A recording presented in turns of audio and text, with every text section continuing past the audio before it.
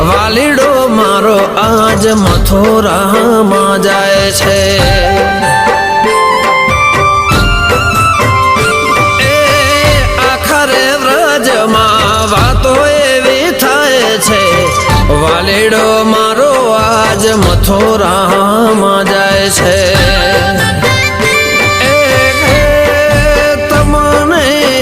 नहीं जवा दऊ आज लालजी, नहीं जवा दऊ आज लालजी। गोकुल में वेला पधार जो रे, हिमाड़ी गोपियों खोड़ा सौ पाथ रे।